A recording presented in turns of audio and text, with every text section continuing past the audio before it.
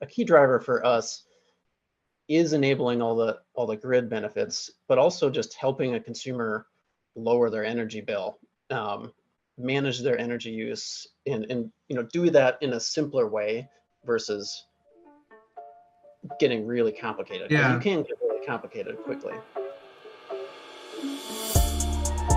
Hello, everyone, and welcome back to another episode of Clean Techies, the podcast. This is episode 40, and today's conversation is with Aaron Berndt, the head of energy and industry partnerships at Google Nest.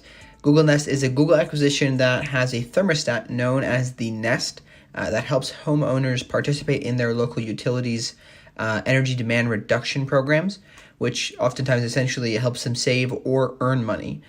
So this conversation largely was focused on the benefit of this technology for the grid, once it has a large penetration across the grid, how the residential energy market can really help to increase grid flexibility and resiliency. That was a very fascinating aspect. And there's a lot of other things we went into with Aaron. It was a really interesting conversation, so I really hope you enjoy it. Before we do get into the show, of course, we want to make mention to our sponsors, Next Wave Partners.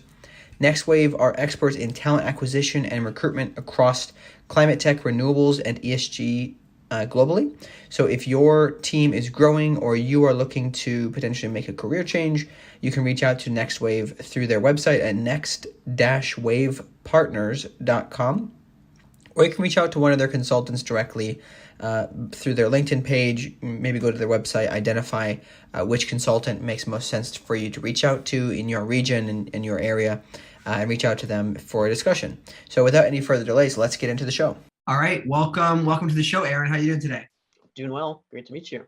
Yeah, absolutely. I'm glad to have you on the show. So I guess why don't we have you just kind of give yourself a quick introduction, kind of what you do now, kind of how you ended up where you are. We're really keen to understand kind of your journey into climate space. Sure. So Aaron Berndt, I head up Nest's energy industry partnerships team. Been with the company for just over 6 years now, and we really focus on helping accelerate our partners' demand side management programs, whether that's energy efficiency programs, demand response programs, really all across the country. And what we found is that when you pair energy savings programs with utilities with products that customers actually really want and looking forward to adopting, you can really accelerate the market. And so that's really what we've been focused on over the last 6-7 years. Mm-hmm. And so how did you end up into this space? Like what ended up leading you to Nest? So I went to UC Berkeley for my MBA back in 2008 is when I started that. And back then, climate change and clean tech were big buzzwords in the venture community. That was really kind of the first initial wave of all the VC funding going in the clean. So it was just super interested in kind of all the stuff that was going on there. And I have an engineering background and then got an MBA, so just felt like I could join into that space and have a big impact because I kind of knew at least enough on the technology front, but then can help connect the dots on the business side of things. And then went from business school to Pacific Gas and Electric, actually. So kind of the opposite of what you would think of as a fast-growing technology startup. But I'm super thankful for the time that I had there, because I spent the entire time there working in their energy efficiency programs, and California has some of the biggest programs in the country by far. And really got a deep understanding of how the industry worked, how utility planning works, how utility regulation works, and honestly wasn't planning on leaving PG&E, but we were looking for a little bit more of a flexible lifestyle. We wanted to spend summers in Minnesota and live somewhere else the rest of the year, and I just knew that wasn't possible at PG&E. So I had some former colleagues at PG&E on the Nest team, and just happened to get in touch with them at the right time frame and started shortly after that. It was right when we were starting to scale up our regulated energy channel business. So having the background of working in utility energy efficiency programs really helped kick that off. Hmm. Yeah, I think it's always fascinating to me, especially when people come from what is considered non-innovative places. Again, not to say they aren't innovative, but they're just not like the forefront of your mind when you think of innovative companies. Yeah. But the knowledge you probably learned there, I'm assuming, has been extremely helpful for you in your current role and actually being able to really make a big impact. So maybe why don't we do this? Could you maybe break down a little bit when you say things like energy demand response? Could you kind of help us to understand just the lay of the land?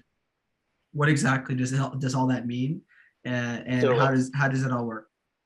sure. So the the easiest side of things is the energy efficiency component is just purely what energy savings our products can help drive. So um, on average, our thermostats will save 10 to 12% of a customer's heating usage and roughly 15% on AC usage. So, you go out to the shop, pick one up, install it. The smarts within inside the thermostat are going to drive those energy savings.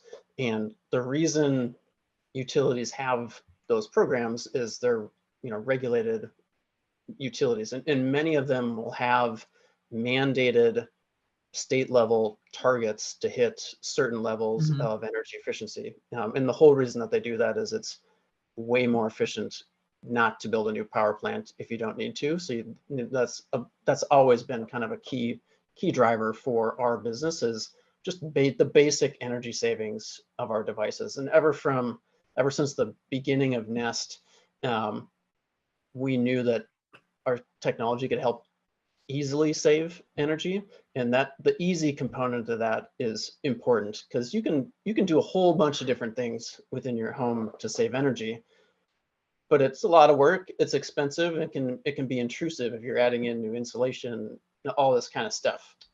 So there's all sorts of different ways to do it. We just like to make it as easy as possible, so adopt our technology, we can help drive energy efficiency savings. So that's kind of the first. And then on demand response, demand response as a concept has been around for many years. It easily a couple of decades, maybe longer. I'm not 100% sure when it exactly started, but it's basically the notion that when either the utility or the grid operator sees system constraints on the grid, meaning supply isn't quite where it needs to be with the demand of energy usage, they can actually call on customers to reduce. And those programs will span from commercial, industrial, and residential customers. The early demand response definitely started with the big industrial customers where they literally just picked up the phone to their biggest industrial customers, said, hey, could you cut back? Like, we really need you. And they would pay them a lot to do that. I mean, obviously shutting down a part of your business is expensive, so they would want to be compensated to do that. But as those programs have evolved, they become automated, simplified, and then scaled down to commercial and residential. So what it means for a residential consumer is mostly it's thermostat based, and our thermostats, but then also other OEM thermostats can be enrolled in the utility program and get paid from them for participating. So, for Southern California Edison, as an example, out in California, we've long had a program with them. You can earn, I think it's currently $75 for enrolling in their program, and you get that as a bill credit or a check, and then you earn on an ongoing basis for participating. But what that gives is Edison the capability to run some number of events. It might be 12, 15, 20, something like that. And they will increase your temperature set point for a defined period. It could be a 2-hour event, maybe it's a 4-hour event. So you'll give up a little bit of control and comfort for really helping out the grid and getting paid to do so. And that's one of the key things that we really see a ton of opportunity to help balance the intermittency of renewable Yeah. energy with more flexible grid. So as more and more of those are coming online, we will need more capabilities to offset that kind of those dynamics. So do you have data points on what percentage of like grid demand is from residential energy usage? It definitely varies by market. Yeah. One off the top of my head, just because I have been recently looking at it, is in Texas, uh, in ERCOT market in summertime, the latest numbers that I saw from ERCOT was the residential total portion of the demand is almost half. So, Really?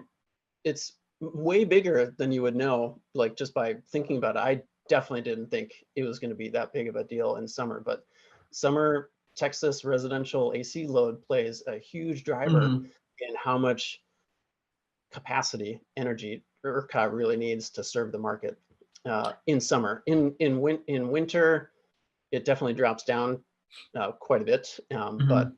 at least in summer, it plays a huge chunk. Yeah. Yeah. Okay. So basically, generally speaking, it's essentially the utility getting a bit of access, right? If we go through the history, you said, back in the early days, they would just call somebody and say, "Hey, turn your power off. We'll pay you for it," right? Yep. In order to Yep. not have any issues with the grid. Maybe would be curious to know, do you know typically what tend to be the consequences if that doesn't happen, right? Does somebody just get blackouts kind of unintentionally, or are there actual costs that happen, like bad things that happen to the grid? Oh, you mean if they can't run the event, or if they just don't have enough Yeah, capacity? if Yeah, if you've got there's just if not enough power to yeah, go if around. basically and I'm not an electrical engineer, so I won't get this perfect, but my understanding of it is the reason that grid operators need to match supply and demand so carefully has to do with the frequency of the grid. And when those are Mhm. off enough, the you're basically just get out of the frequency Oh, okay. range, and then stuff starts automatically shutting down so that the whole thing doesn't go black. Um, Okay. and so most Pro- of the time, what they're doing is they have a bunch of different signals and programs in place where they can ramp power plants up and down to kind of meet that demand. But depending on what's available and what's running, like Mhm. may need more levers to really get all Yeah. that balancing in place. Got it. Okay, so basically, it sounds is generally though that the power grid it's essentially originally designed just to go to homes, right? It's to go out, right, and hopefully absorb the demand, the supply equals the demand, right? Yep. And it sounds like essentially what Nest is able to do is help homeowners be part of that, right? On a large scale, Yep. probably where they're reducing demand. So does this? I would guess that not only are they going to get maybe some credits from the states and utilities that have these things for using these thermostats, but are they also going to be earning a lot of savings in their actual energy usage on top of that? Yeah. Yeah. And if you go back to the energy efficiency comments I was talking about earlier, um, even with our most expensive thermostat, which is $249, consumers can pay for that within 2 years just from the energy savings Mhm. itself. So now we have a lower cost thermostat at $129. So it should be faster payoff than that. But Mhm. yeah, a key driver for us is enabling all the grid benefits, but also just helping a consumer lower their energy bill, um, manage their energy use, and do that in a simpler way versus getting really complicated, because you Yeah. can get really complicated quickly. Yeah, I can assume there's probably many options, right? There's probably a bunch of levers even within one home, right? You could do work on. What is you mentioned that the install process is super easy. I would assume that would be something that's quite difficult, but could you kind of like walk us through how does that typically work? Yeah, totally. And that was the other innovation, if you will, that Nest came up with back when we launched the first thermostat, was to make a do-it-yourself, beautiful, awesome thermostat that you actually wanted to buy. And back when Nest was in the early days, it was like reinventing unloved products, which is Hmm. what we talked about quite a bit. Because most people don't think about their thermostat, and still there's plenty of people that still don't pay attention to their thermostat. And even before I got one, I was questioning, like, what difference is it really, like, how is it really going to matter? But as soon as you have the capability to just open up your app, change the temperature on your thermostat, you're like, oh yeah, this is actually super nice.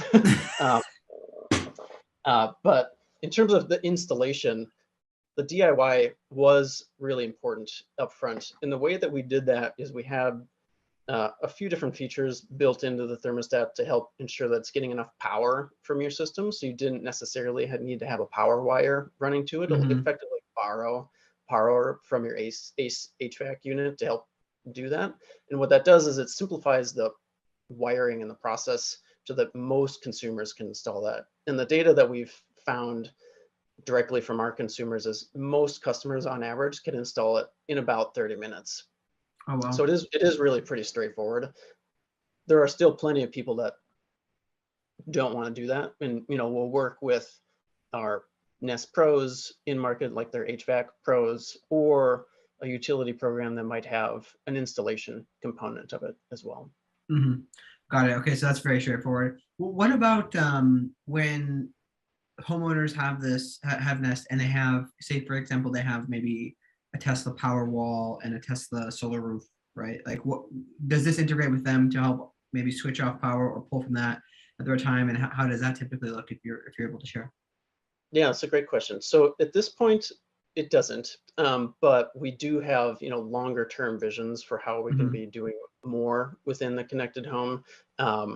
As more EVs come online, more storage comes online, is there a world where Nest could be helping consumers connect all that stuff? We have platforms like Google Assistant, where we have millions and millions of smart devices connected in through Google Assistant that we're helping consumers manage their smart home that way. So we do see a lot of potential there, but right now it's still largely focused on the thermostat and working towards more sophisticated options for customers there.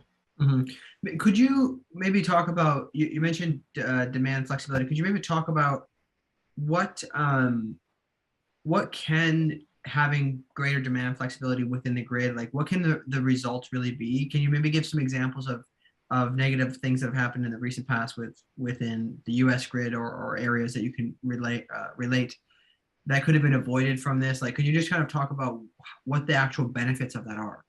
Yep. So the two that I talk about a lot are California and Texas. I'm not 100% sure that demand response would have completely solved Texas, because there was a colossal gap in terms of capacity needed. But in California, it wasn't quite as stark. But in California, I think it was in 2020, they had rolling blackouts in the summer, which had a major economic impact on the state. And shortly thereafter, the governor and the CPUC put in a whole bunch of different initiatives in place to specifically come up and ramp new demand side flexibility capabilities, versus say just go build a ton of new gas plants, which is kind of what Texas is trying to figure out how to go do. But in a perfect world, if California had the 8+ million central AC units that it has in its footprint, if every single one of those had a smart thermostat of some sort and was connected and rolled into a demand response program, that would be close to 8 gigawatts of power that they would have the ability to flex around. So like, it's a non-trivial amount, and obviously getting to 100% penetration is a long shot, but even if you get into half or a third, like that's a major lever that the utility and grid operators can be pulling to help ensure that they're meeting those. And what, depending on the market that you're in, every single grid will get to some sort of emergency state where it needs big loads to pull back so that they can get those buy-in. The benefit is the way that a lot of utilities and states will handle this now is they may have DR programs, and they will dispatch those, but they're relatively small in the grand scheme of things. But what they will then do is effectively email and post on social and try to get some other ways, like go on the news and be like, hey, turn down your thermostat. And so they try to get the same outcome, but it's not nearly as effective as having it just automated in the background. So there really is a lot of opportunity to just get consumers engaged. And one interesting and recent statistic that my team dug into recently is we did a survey of all of our rush hour awards, which is just the name of the demand response program that we resell to utilities, a customer satisfaction and net promoter score. And we actually saw a higher net promoter score for consumers that had our thermostat and were enrolled in the demand response program versus just having our thermostat, which doesn't always make a lot of sense. Because if you really think about it, what a demand response program is it makes your house hotter when it's on some of the hottest days. But what we found is consumers feel good about being part of the solution, even if it's a minor adjustment that they're making on their side. They feel like they're part of the solution and really helping out. And that's the intent that we were really trying to figure out how to maximize with all of our partners. Mm-hmm. Do you find, I was going to ask about that, I think it's in the same vein here. Do you find there's a lot of, or I guess maybe what would the typical resistance be to installing something like this, right? I'm not sure how involved you are with the direct sales team, but what are some of the people's like big objections? Consumers, I honestly think it's mostly just about awareness and really what the technology can provide. There can certainly be some hesitation around, what do they actually do for me? How, do I need it? Back to the earlier part of our discussion, most people just don't think about their thermostat all that much. So what we really do focus on is helping them, connect the dots to something that they may care about. It may be bill savings. It may be earning some additional dollars from the utility through the demand response. It may be climate change related and they want to be part of the solution. And for the programs that we support with our utility providers, those utilities will typically have the best offer in market by far for our products. And in many states across the country, you can get free Nest thermostats as long as you enroll in their program. So it's a great way to help kind of introduce them to the connected home, how they can be helping support clean energy, et cetera, in a relatively straightforward way. One of the other key barriers is that we already talked about is just installation. Can I actually install it in 30 minutes? Do I want to? Maybe I don't, and therefore they just don't. So, in those scenarios, that's why we work with a whole bunch of different Nest pros, out in the industry to help. I mean, like when you say you may be replacing your HVAC unit, when they're doing that, they should be upgrading to a smart thermostat, at that time frame, and also ideally leveraging all the different energy programs that are in market. Although that's not always something that helps kind of connect the dots with our contractors. That's an area I would say is room for improvement. And then we're always looking to figure out how to amplify that in the market. One thing I'm kind of curious about is to what extent will Nest now or maybe in the future be able to feed back data to the utilities, or just, I don't know, to who it would be per se, that could really help inform decisions about future technologies or maybe future programs to run to try to help reduce, again, I'm looking at this mainly from a climate perspective, to help reduce usage or improve different technologies. Like what does that potentially look like? What is it now and what could it look like potentially? Yeah, so we do send some data back to utilities. And really when I say some, the reason that we don't send all of it has to do just with data security and data privacy commitments that we have with our consumers. But when a customer enrolls in a demand response program, they are also agreeing to a certain level of data sharing just so that the utility can actually do what's called M&V, the measurement of those programs, and just ensuring that they're getting, the output from it that they need. So we do share M&V data or performance data for those utilities so that they can back up those claims and ensure that they're getting, the outcomes that they're looking for. And the reason that's helpful for the industry is that's, really how the utilities and or grid operators are able to showcase, all right, this is a super cost-effective program. Yeah. Let's go from, X million dollars to twice that or something like that in our next proceeding, as we do that. So we do spend a lot of time my team in particular, educating stakeholders, regulators, et cetera, on effectively the untapped opportunity, because we're still early in really scaling these programs. They've come a long way in the 6 years that I've joined with NIST. Call it, we used to sign up 1,000-unit pilot programs just to prove out the technology, but now we're definitely much more in the scaling mode. So we have hundreds of thousands of customers engaged, and would love to get to the spot where we have millions, all across the country.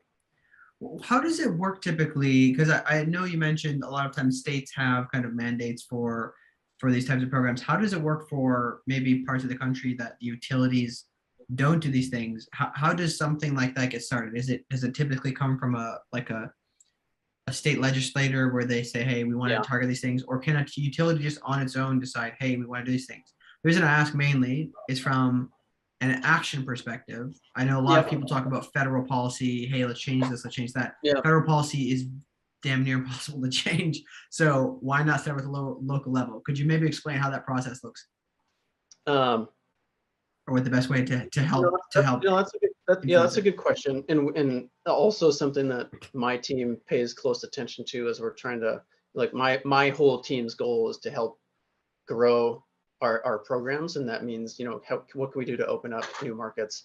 Right now there's not a lot going on in Florida, for example. There's a ton of opportunity in Florida, but not a lot of that we're doing there, primarily just because they have really lousy energy efficiency policies, and really the economics for the utility aren't set up properly either. So to be perfectly fair, it's not just in all the California or the Florida utilities' fault, but using California at least as an example, they have what's called decoupling. So PG&E doesn't earn more money selling you more power. They earn a rate of return on their asset base. That's not the case in Florida. So in Florida, we literally would be, if they ran a bunch of energy efficiency programs, they would just be out those revenue dollars. So like it's not in their best interest the way that the system is set up. And usually that would be started at, as you mentioned, at the legislative level. So like they could be driving some new bills to help, say, like, we want to decouple earnings from usage from revenue at the utility level, and we want to set a more ambitious energy efficiency and demand response target to help balance the grid, because it's more cost effective than building new power plants. So that's definitely something that we look at, figuring out how can we influence as well. Yeah. So is that essentially the difference between, for example, CAISO and I don't know if I'm saying the term right, but regulated and deregulated markets? That's a different dynamic. So if we want to talk about regulated and deregulated, on the regulated side, honestly, it's a little bit easier, because in most states they have some version of decoupling and or a mechanism for the utility to capture those funds back, so they're not disincentivized from doing energy efficiency. And then they have some sort of regulated mandated target that they need to hit. And then the way that those markets work is they file programs, the commission approves them, and then they just start running them. And ideally they hit their goals, and sometimes they ask for more money, all that kind of stuff. In ERCOT, so in a fully competitive market, it is definitely different. Texas technically does have some energy efficiency programs that their transmission and distribution utilities run, but they're super small at this point. They were pretty innovative a decade ago, but they're really kind of behind the time, at least on energy efficiency and demand response programs. And the way that they would monetize demand response is actually through ERCOT. So that's part of the reason why we're heavily engaged, with the Texas PUC and stakeholders, and trying to just educate them on the opportunity of, at a minimum, ensuring that capacity resources and energy resources like demand response are at least evaluated and have the same capability to engage directly with the ERCOT market, so that those partners can earn, rate of return on those programs. Because otherwise, if they can't, then they're just not economic, and then they just don't exist. And in Texas, there's a huge gap in terms of the potential for residential demand response capability and really what's enrolled. Yeah. So pretty similar to the numbers that we were talking about in California. They have around 8 million central AC units. And these are round numbers, but there's roughly 1 million smart thermostats in Texas. So, Yeah. a long way to go just on that front. And then of that million, there's only like 10% of those are enrolled in demand response programs. So it's like a tiny footprint. And part of the reason is they just don't have the right monetization mechanisms in ERCOT for partners to want to run big programs yet. Yeah, it's super interesting. The entire thing about incentive structures is always interesting to me. This is why I feel like instances like this really make the case to, or at least help strengthen the case for carbon tax, right? Especially for just basically putting into people's mindset, hey, these, using these other energies does cost us extra because of the long-term effects on the climate. I guess this is kind of on the same branch would be with educating people, because it seems to me that once people start to really understand kind of what's going on here, the more people are educated. Obviously, it seems as though a lot more people are concerned about climate change now. Yeah. But once people become more educated about how these things work, I feel like change would likely happen. So what are some of the things you're seeing, whether it's what Nest is doing or other organizations on the education side of things, whether that's first-time homeowners, or maybe throughout university or even in high school, educating people about like how some of these things work so they can understand the necessity and maybe push for that in the future? Yeah. Also think about, broader education for a second there, but at least in terms of kind of what we're doing, what we really focus on is just making it as easy as possible to have an impact, and then also, provide really great, beautiful, awesome working technology and solutions that you want to buy, and that also have a climate impact. And so, that was, essentially the thesis for a lot of what we were doing when we first launched our thermostats back in the day. But a pretty similar kind of business justification for why we just launched a new service, Nest Renew, which makes it easier for customers to easily support a clean energy future right from your home. And Nest Renew is a new service that's currently not fully rolled out to the country, but will be pretty soon. And it'll do things like, once you're enrolled, it'll help make slight automatic adjustments in the background to more cleaner times on the grid. So it'll help reduce usage when it's an ineffective time, and wait till the grid is cleaner. So it'll just help shape your load a bit. Or if you're on a time of use rate, which are a lot more common all across the country now, you'll be able to let us know which rate you're on, and then the thermostat will help optimize your HVAC usage so that you're not, hitting that super expensive peak time period. And we'll try to help move some of that HVAC usage out of that peak period, and we'll just automatically do that for you in the background. And then, the final component of that Nest Renew is for our premium version. You'll actually be able to, upgrade to a program where we'll match your energy use, fossil energy use, with clean energy. So, a lot of consumers, as you mentioned, are paying a lot more attention and care about the climate, but they may not know what to do. And what we want to do is, provide some really straightforward and simple solutions where they can get a thermostat, enroll in Nest Renew, and we can just help make all of that a lot easier, but still have a big impact. Yeah, that makes sense. I think I oftentimes feel, I think I saw many of these things just today when I was looking through those websites, was there's just so many basic facts that people should learn and to understand, like how, what, for example, I think it said your dishwasher, most of the energy usage comes from the heating of the water. I think that's what it was. Something like that, right? There's basic things that people can understand to be conscious of at least how their appliances work, right? These are basic things, right? Totally. It to me seems like something that should just be taught in school, right? If this is an important thing, right? Why not at the basic level kind of teach people about these things?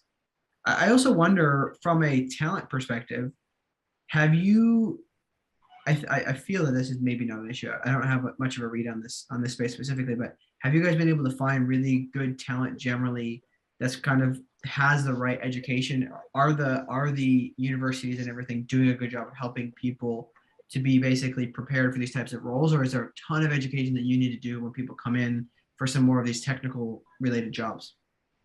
Um, I actually do think the industry is starting to lean into that quite a bit. I was just a couple of weeks ago at an event at Kellogg University, Climate Cap, talking about a lot of the same stuff that they're talking about here, but to a bunch of MBA and master's students that were specifically interested in climate change, sustainability, clean energy, etc., kind of all different flavors of that.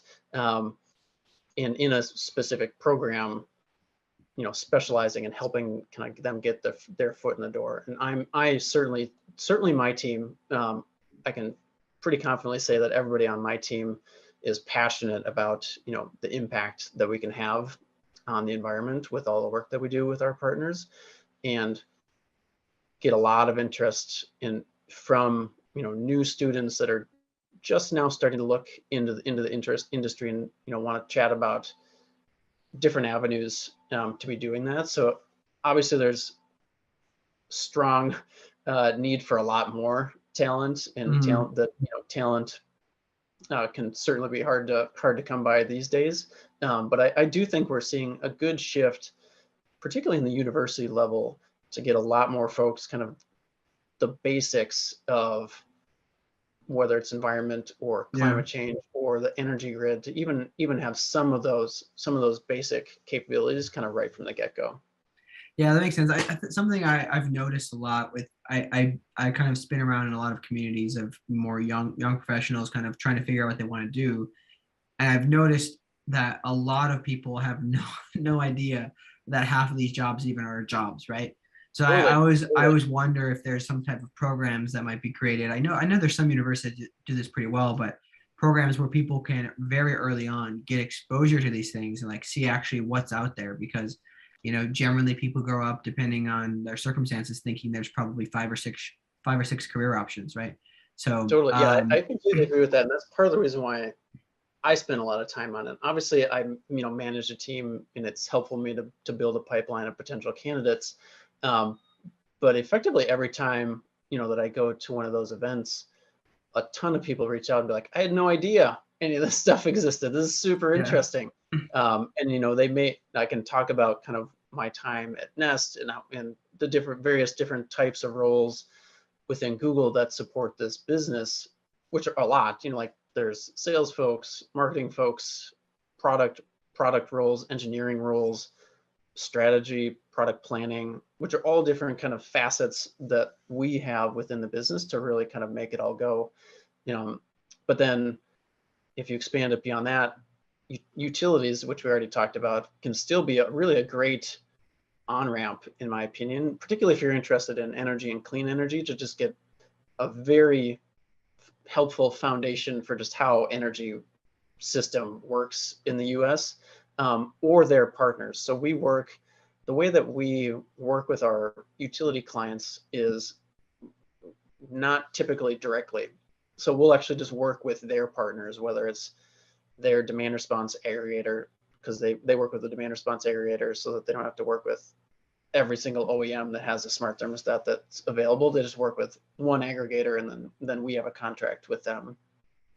Or partners like energy marketplace partners who create white labeled e-commerce websites for utilities so that it's easier for their consumers to get the discounts and rebates on their product right when they're in the checkout process, versus on their website in a confusing checkout flow, which nobody really knows how to find and all this kind of Exactly. stuff. Yeah. Typical utility websites, right? Yes. I always find it super interesting. There's so much innovation that can be had in these large companies, right? And even in small governments too. I feel like this is to me a fascinating problem is it's so overlooked, those jobs by oftentimes very intelligent, very like go get them type of people because they don't want to be in what's considered to be slow or slow moving, right? They're just those people who go for those jobs are looking for something steady, kind of always going to be their type Yeah. of thing. So Yeah. I Yeah. really I really look forward to the future of that kind of partnerships happening. Totally agree. And the other type of partner that I think is really great, foundational that we work with, would be program implementers. So utilities don't typically run all the operations of their energy efficiency or demand response programs on their own. They'll outsource that to companies like ClearResult, Franklin Energy, ICF, and then a whole bunch of smaller firms.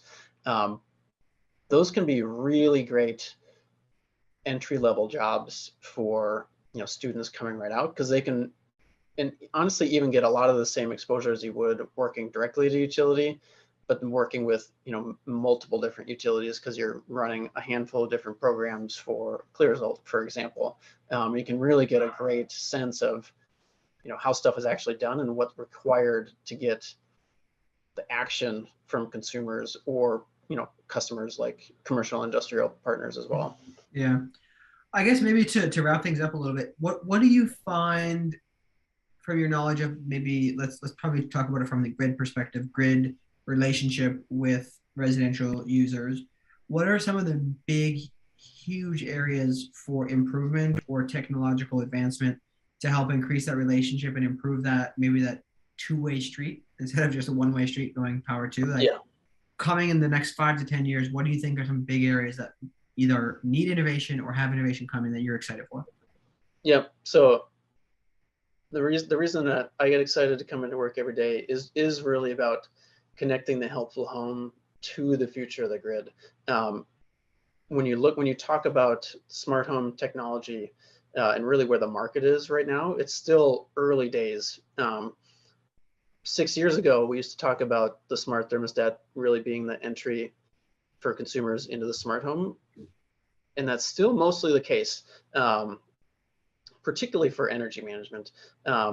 So I know that we already talked about the massive potential on the residential side for that, and I really think we're in the early innings of figuring out, both from a policy level, but then also just from a program level, like how do we really get millions of consumers enrolled in these programs and actively participating, starting with the stuff that works and is proven today, like smart thermostats, but also then getting their EVs either in a demand response program or on the right rate and coordinating accordingly to what the grid needs, but then also storage, and et cetera, balancing all that with maybe they have solar on the roof, et cetera.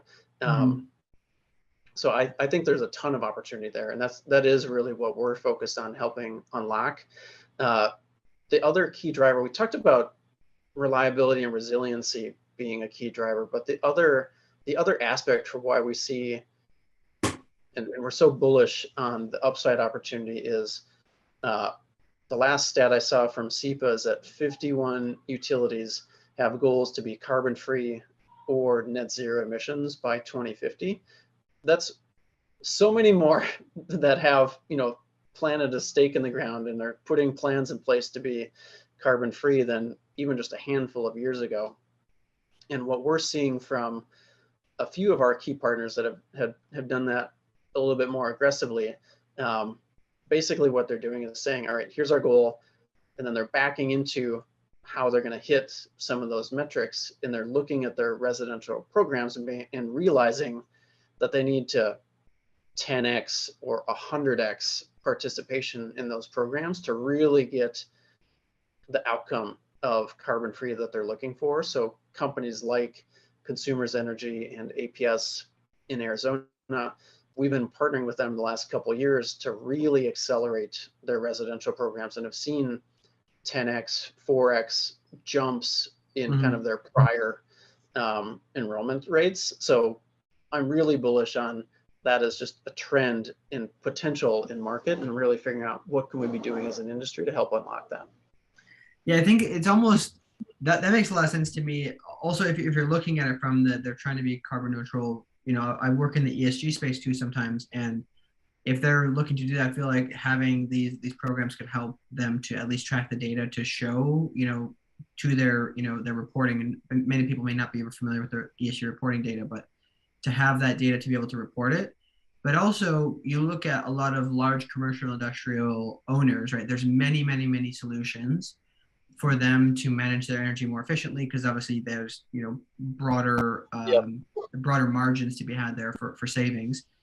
But also, why shouldn't there be something similar that could be used for residential homeowners, right? To basically, when they're setting up their home or upgrading their home, to make it more environmentally conscious, or just more efficient across the board, right? There's probably a relatively short checklist of some of the big things that could be done, I'm assuming, and I Yep. feel like that'll be really good to empower homeowners that way. So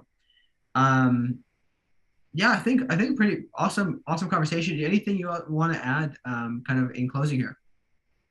Not that I can think of. We talked about, most of the things that our teams are really excited about accelerating, from smart thermostat adoption, demand response programs, and then kind of next generation programs like Nest Renew, to help really educate and automate and simplify for consumers on how they can, do their part without making things too complicated.